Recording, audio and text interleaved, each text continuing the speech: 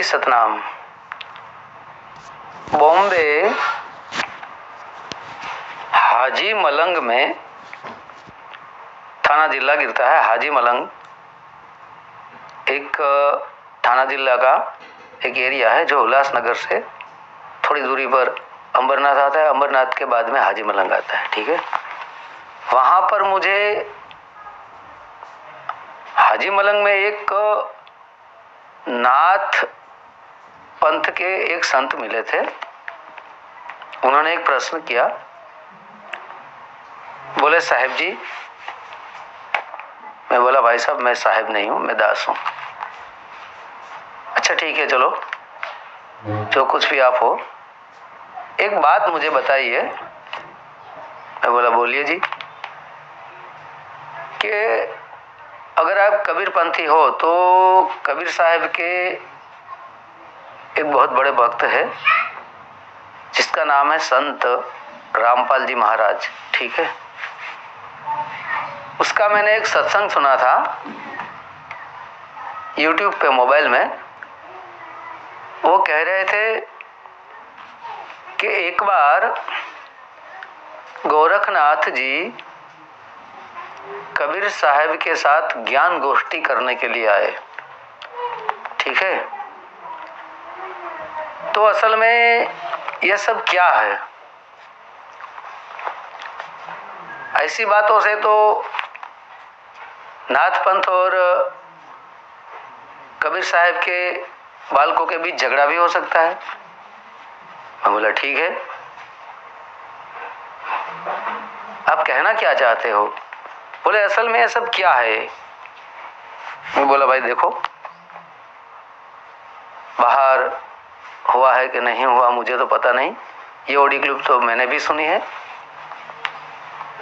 असल में मैं ये बात आपको समझा रहा हूं कि सही में ये सब क्या है। ठीक है, तो कबीर साहब जी को 650 साल के आसपास हुआ और गोरखनाथ जी को 900 950 साल के आसपास हुआ। ठीक है, उज्जैन के किसी गांव में उसका जन्म हुआ था और कबीर साहब जी काशी क्षेत्र में लहर ताला तालाब के ऊपर जेठ सुद पूर्णिमा और सोमवार के दिन प्रकट हुए थे कमल के फूलों पर। तो कबीर साहब जी और गोरखनाथ जी के बीच में 300 350 साल का अंतर है। ठीक है, चलो मान लो कि गोरखनाथ जी ब्रह्म की साधना करते थे, यानी कि ओम सोहम जाप करते थे। तो ओम क्या है? ब्रह्म है। तो सोहम क्या है? वो सुरती है।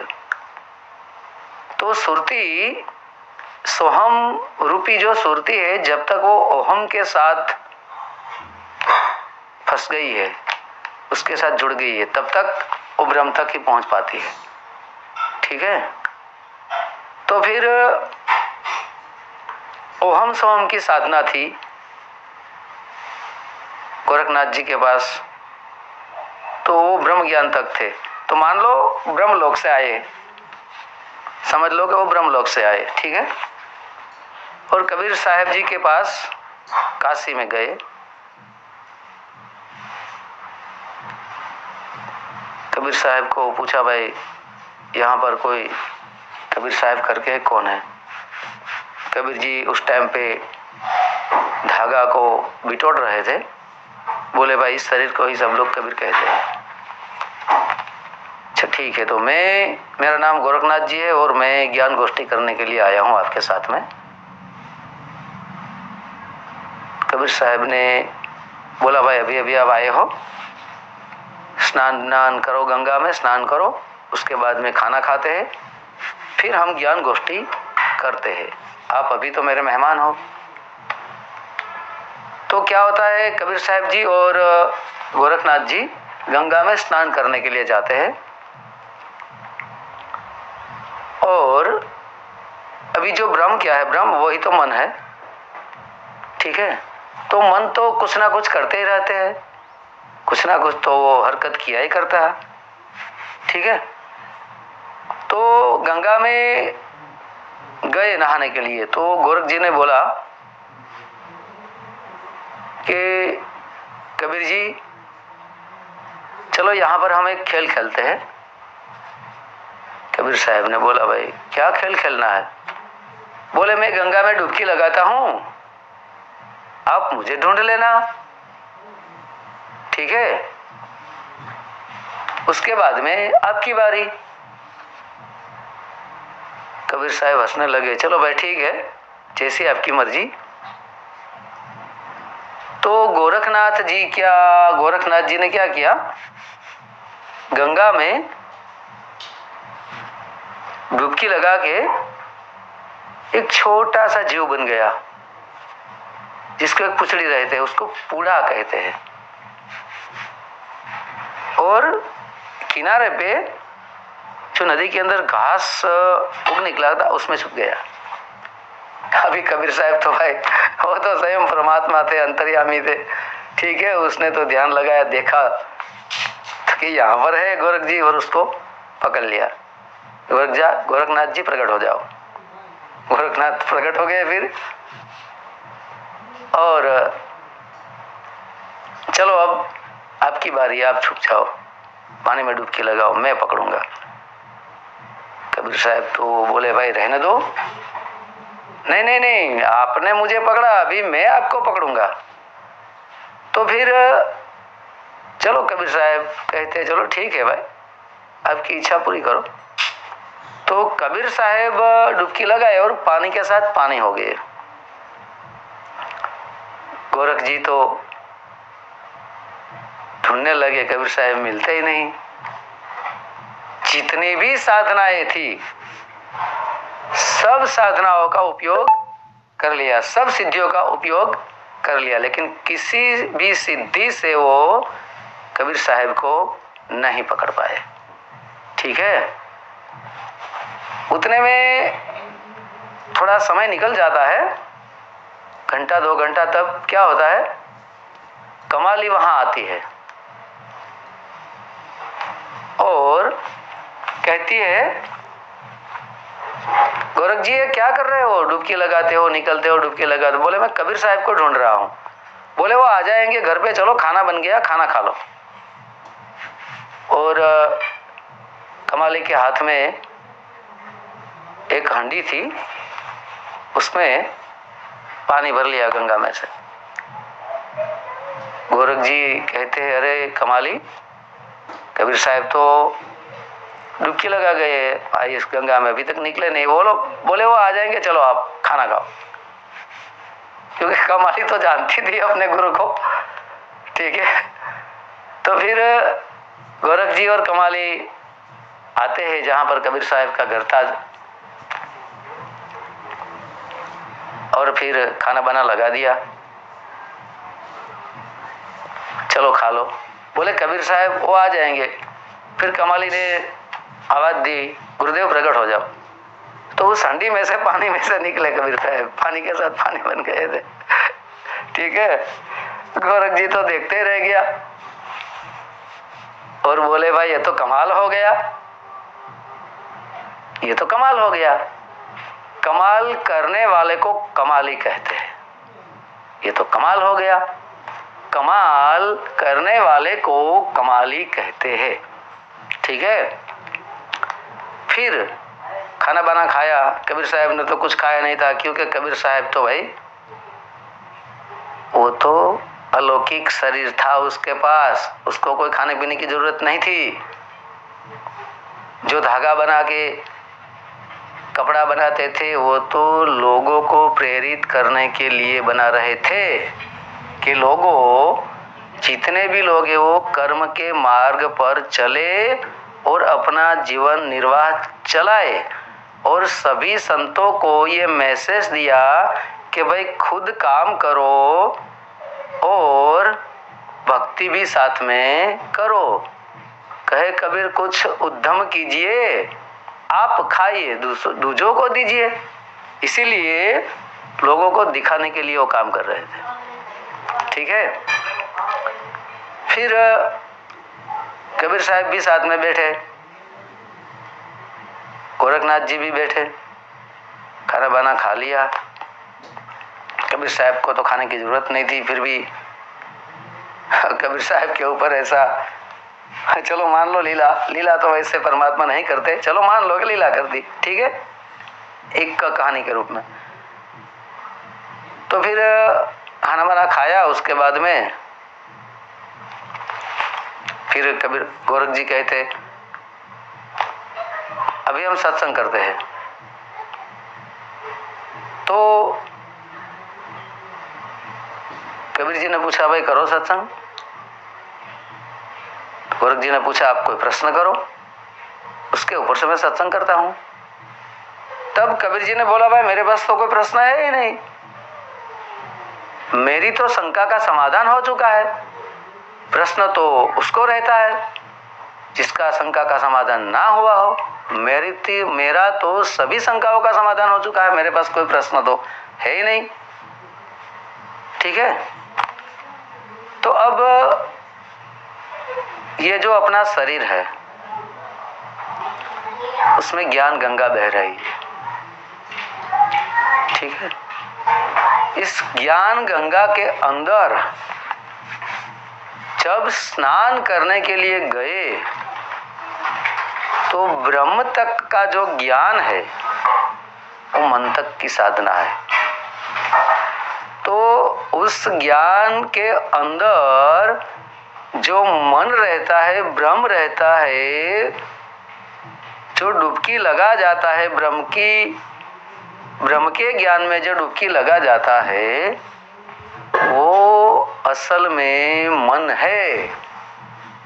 लेकिन ब्रह्म रूपी ज्ञान में जो डुबकी लगा जाता है वो पकड़ा जाता है काल, क्योंकि इसको तो विज्ञानों ने भी पकड़ लिया है, ठीक है। सेकंड में पकड़ा, मिनट में पकड़ा, 1 घंटे में पकड़ा, 12 घंटे में पकड़ा, 24 घंटे में पकड़ा। तो ये काल को तो पकड़ के घड़ी बना दी। काल यानी समय, उसको तो पकड़ लिया जाता है इस शरीर के अंदर। तो फिर ये शरीर में मन को पकड़ लिया, किसने? कबीर जी ने। अभी कबीर क्या है? विषय वासना से ऊपर उठी हुई सुरता। कबीर आया ने विषय वासना में रहने वाला, ठीक है। फिर कबीर साहेब जो है उसकी बारी जब आई तो क्या हुआ? पानी के साथ पानी बन गए। तो इस शरीर के अंदर कबीर साहेब की जो चेतना है, यानी कि कबीर जी है, सुरता कहो, ध्यान कहो, चेतना कहो या फिर आत्मा कहो, वो पूरे शरीर के अंदर है। शरीर का रोम रोम में है उसकी चेतना शक्ति है। इसीलिए ये रोम रोम में कबीर साहब थे। अभी वो कहाँ पकड़े मन उसको कि चेतना कहाँ पर है? सभी जगहों पर है, ठीक है। तो वो जो ज्ञान रूपी पानी में जो डुबकी लगाया था वो आत्म ज्ञान में डुबकी लगाया था, आत्म ज्ञान रूपी पानी में डुबकी लगाया था। इसीलिए मन जो है वो कभी आत्मा को पकड़ नहीं सकता, क्योंकि मन ये काल है। काल क्या है? काल का काम क्या है? वो तो शरीर में रहता है और आत्मा तक तो पहुंच नहीं पाता मन, क्योंकि आत्मा तक पहुंचते मन का नाश हो जाता है। इसलिए मन आत्मा तक नहीं पहुंच पाता, ठीक है। तो इसीलिए गोरख जी उसको ढूंढ नहीं पाए थे, ठीक है। जब फिर ज्ञान गोष्ठी चालू करते हैं तो गोरख जी ने क्या किया? खाना बना खाकर उसके बाद में फिर जब ज्ञान गोष्ठी करने बैठे तो गोरख जी के पास एक त्रिशूल था। त्रिशूल किसको कहते हैं?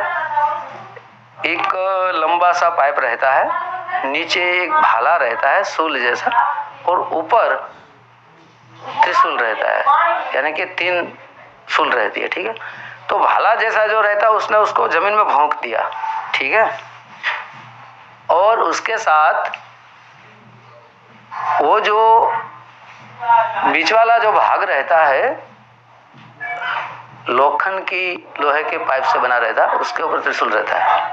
ठीक है, तो ये भाला जो भोग दिया है वही असल में भाला जो है वही माया। भाले से लेकर लंबी पाइप जहां तक गई है, जहां पर त्रिशूल बनाया है वहां तक माया है, और इसी माया से त्रिशूल बना। त्रिशूल क्या है? त्रि बोले तो तीन, रजोगुण, तमोगुण और सत्यगुण। ठीक है, ये तीन शूल है। रजोगुण भी शूल, जिसको कोई भोग देता है तो वो भी मर जाता है काम क्रोध में। सत्यगुण का शूल किसी को अगर भोग देता है तो वो भी अहंकार में मर जाता है, और तमोगुण का शूल किसी को भोग देता है तो वो भी उंगार और मैथुन में फंस जाता है और मर जाता है। ये त्रिशूल है। त्रिशूल का अर्थ है रजोगुण, तमोगुण और सत्यगुण। ये त्रिशूल, ये त्रिशूल में जो रहता है उसका शूल निकल जाता है पूरा जीवन का। ठीक है, कष्ट ही कष्ट रहता है। इसलिए वो त्रिशूल लगा के जमीन में गोरख जी ने त्रिशूल के ऊपर आसन जमाया, क्योंकि माया से प्रकट किया त्रिशूल और उसके ऊपर आसन जमाया। तो ये इसको जन्म देने वाला असल में कौन है? क्योंकि ये तीन गुण जो है वही असल में मन के बच्चे हैं। ठीक है, गोरख ब्रह्म तक की साधना थी तो उसको मन ही मानो। ठीक है, तो फिर ये जो मन है उस मन से ही ये तीन गुण, मन ने माया प्रकट की, माया ने तीन गुण प्रकट किया। ठीक है, तो इसीलिए उसने त्रिशूल के ऊपर आसन जमाया, क्योंकि तीन गुण तो उनका बच्चे है, तो बच्चे से तो बाप ऊपर ही रहता है ना। अभी जो गोरख है, गोरख का अर्थ क्या है? गौ बोले तो गौ इंद्रिया, रख बोले तो उसका रखवाला। तो पांच कर्म इंद्रिया, हाथ, पग, लिंग, गुद्दा और बानी। पांच ज्ञान इंद्रिया, शब्द, स्पर्श, रूप, रस और गंध। ये 10 इंद्रियों को चलाने वाला कौन है? ये 10 गौ इंद्रियों को चलाने वाला कौन है? रखवाला कौन है? गौरख। ये 10 गौ इंद्रिय, 10 इंद्रियों का रखवाला कौन है? मन ही है। तो इसी को गोरख कहते हैं। ये मन ही इसको चलाता है ना, इसको गोरख कहते हैं। वो त्रिशूल के ऊपर जो आसन जमाया, वो तीन गुण, रजोगुण, तमोगुण, सत्यगुण, उनको पैदा करने वाला वही मन है, इसलिए मन उनसे ऊपर है। ठीक है, तो फिर उस मन से ऊपर आसन जमाया, यानी कि तीन गुण से ऊपर आसन जमाया। बोले यहाँ पर आओ, सत्संग यहाँ पर करेंगे। ठीक है, तो कबीर साहब ने क्या किया? कबीर साहब के पास एक जो धागा बनाया था, बिटोड़ बिटोड़ के ऐसी एक दड़ी बना ली थी, बोल टाइप की। कबीर साहब ने क्या किया? पैर के नीचे एक भाग को ऐसे दबोचा और उस धागे की बनी थी जो बोल जैसी दड़ी, उसको ऊपर उछाला तो 12 किलोमीटर ऊपर चली गई। 12 किलोमीटर ऊपर चली गई और उसके ऊपर आसन जमाया। फिर गोरख जी को बोला यहाँ पर आओ, सत्संग करते हैं। फिर तो भाई गोरख जी का अहंकार का नाश हो गया और अहंकार चूर चूर हो गया। हाथ छोड़कर बोले कबीर साहब जी नीचे आ जाओ, मैं हार गया, आप जीते। तो ये तीन गुण पे आसन जो जमाया वही असल में मन है। ठीक है, त्रिशूल का अर्थ है रजोगुण, तमोगुण और सत्यगुण। त्रि यानी तीन, ये त्रिशूल है। इस त्रि के अंदर जो रहता है उसका शूल निकल जाता है। और कबीर साहब ने जो धागे की ऊपर जो दड़ी को उछाड़ा पैर में दबा के, वो क्या है? सुरती है। और 12 किलोमीटर क्या है? 11वें द्वार में सुरती है और बाहर जो 12वां द्वार है, सार शब्द उस सुरती के ऊपर आसन जमाया कबीर साहब ने। जैसे धागा सीधा ऊपर गया, कच्चा धागा, उसके उस धागे के ऊपर फिर एक छोटा सा दड़ी जैसा रह गया था, उसके ऊपर आसन जमाया। इसको सूरत कमल कहते हैं। ये जो धागा सीधा ऊपर गया उसको सुरती समझ लो, उसके ऊपर जो आसन जमाया उसको कबीर साहब समझ लो। तो सुरती के ऊपर क्या है? सुरती के ऊपर ही आत्मा है, इसलिए कबीर साहब को आत्मा समझ लो। फिर गोरख जी को कबीर साहब ने थोड़ा ज्ञान दिया और समझाया। उसके बाद में गोरख जी ने 2-4 भजन भी लिखे कि मनसा मालनी रे गोरख जागता नर सेवे। मनसा मालनी गोरख जागता नर सेवे, किसको कह रहे हैं? मनसा मालनी, लेकिन मन के आवेश में, मन आशा, मन की जो आशा में रहती है मालनी यानी सुरती, के हे सुरती मन की आशा में मत रहे तू। मनसा मालनी, मालनी का अर्थ क्या होता है? मालन और मालनी, जो रखेवाड़ है बगीचे का, ठीक है। तो फिर ये मनसा यानी कि मन की आशा में तू मत रहे, उलझ के रह जा, मत उलझ। मालनी यानी सुरता को कह रहे गोरख जागता नर सेवे। अभी जागते किसको कहते हैं? काम, क्रोध, लोभ, मद, मोह, शब्द, स्पर्श, रूप, रस, गंध, मन और माया विषय वासनाओं में, सभी शरीरों में जो उलझ के रह गया है उनको मन की आशा वाले कहते हैं। तो हे मालिनी, इसको मत सेवो, ये सब नींद में सोए हुए हैं, ये जागे हुए नहीं है, ये सब मोह माया की नींद में सोए हुए समझो। जागता नर सेवो, जागता किसको कहते हैं? जो भक्ति भजन में जाग चुका है, विषय वासनाओं में से जो ऊपर उठ गए, उसी को जागते नर बोलते हैं। विषय वासनाओं में रहते हैं उसको माया में सोया हुआ कहते हैं, और भक्ति भजन में जो चलता है, सुरती जिसकी सार शब्द में लग गई है, उसको जागते नर बोलते हैं। तो इसीलिए गोरख जी ने बोला है मनसा मालनी, यानी कि सुरती को कहते हैं जागते नर से वो। तो जागता कौन है? वही आत्मा है, सार शब्द है, उनकी सेवा करो। ठीक है साहेब बंदगी सतनाम। આગળના વિડીયો જોવા માટે આ રીતે ચેનલ સબસ્ક્રાઈબ કરો।